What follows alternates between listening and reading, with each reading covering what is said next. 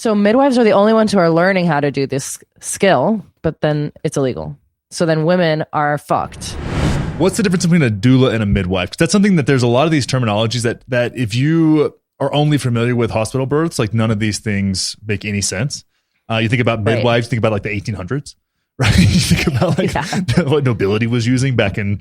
I mean, I think they had midwives in House of the Dragon. If you're watching that, they had some midwives in that. But like, you don't think about people in modern settings like using midwives. Maybe some people out here will. I'm sure any women that have had pregnant or have had children will. But for guys like me, I'm like, I knew I wanted to do a home birth, but I'm not the one actually having the baby. So I didn't really know many of the details. Like that was, it was no big deal. There was no, and even Kelly was like, I was really surprised at how easy it was to convince you to do this. And I'm like, you didn't convince me to do shit. Like I already had my mind made up. Like I don't want my child's first experience of life to be inside of a hospital. I don't like hospitals. I think they smell weird. The lights are weird. I don't know. I just don't like them. I've never had very many good experiences there. Not that you go to hospitals I used to go in there and like my mom's friends, when she was a nurse, would flirt with me. That was probably the peak of my hospital experiences. Her coworkers who were like in their 50s. And I was like 18, but it was fun. But no, it's like there's doulas, there's midwives. Like what is the distinctive difference? Because you talked about kind of the low barrier to entry to doula life. Oh yeah. Very low barrier. So this is a really easy visual. Midwife, waist down support. Doula, waist up support. So a doula is a non-medical role. I literally took a weekend seminar, and it's basically the way that my doula described it. It's like, I'm a shepherd guiding you through the labor process. That comes with birth education, like literal hand holding, encouragement in labor, someone who's kind of walked the walk and who isn't going to become easily overwhelmed. Sometimes the husbands can be like, what's happening? Oh my God, what's going on? Right? Yeah. Like before you go to the hospital or before the midwife comes, and the doula's like, it's okay.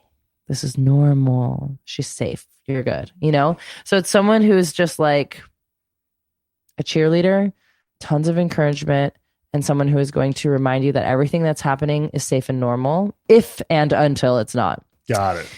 Yeah. And so the midwife is like the medical professional, but it's an out of hospital profession, unless you're a hospital midwife, because those exist too.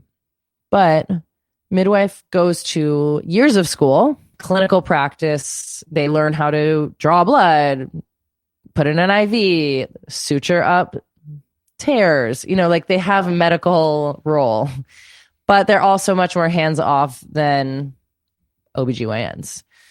They are not administering any drugs during labor. They are not continually monitoring you or the baby. They're intermittently monitoring. They're experts in normal physiologic birth, which is just normal, unmedicated vaginal delivery.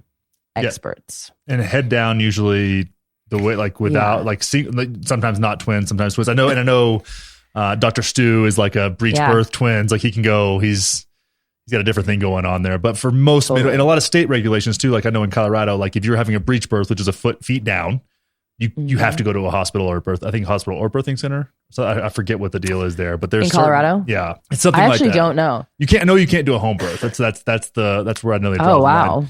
And I think for some places it's twins you have to do. You can't do a home birth for twins. Yeah. So midwives are heavily regulated in many states, and for the progressive states, I mean, I get it though. In some certain, I don't know. No, you don't get it. I don't get it because I'm not doing it. But it's like I think the intention behind like many laws that don't make sense. I think the intention behind them seemed good on the outside and was probably also influenced by influential groups that have a financial interest in micromanaging people's lives. So here's what happens: states like California, midwives.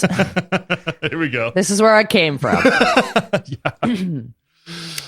Midwives, it is illegal to deliver breech and twin babies. Illegal. Like you will lose your license. So you can only have an OBGYN.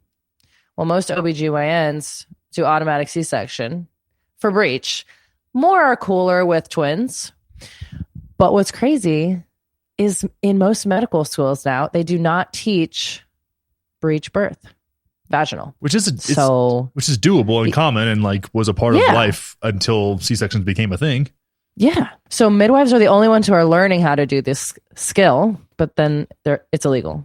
So then women are fucked. and they just have to go to the hospital and get a C-section or find an unlicensed midwife, and those exist. Someone who's not afraid, of losing their license. It's crazy. But midwives learn the skill of breech in twins in school. I wouldn't say they're necessarily experts because that's not the focus of midwifery school.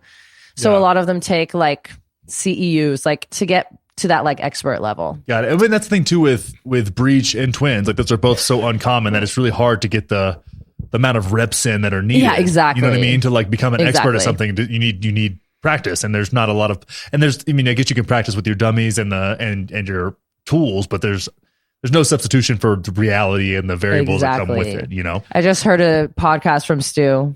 I listened to one of his podcasts. Was a woman who had just taken his seminar, got a breech baby, and there was like a moment of, oh shit, we learned this in the seminar. She did this maneuver, got the baby out. It was technically like a very urgent situation. Mm-hmm.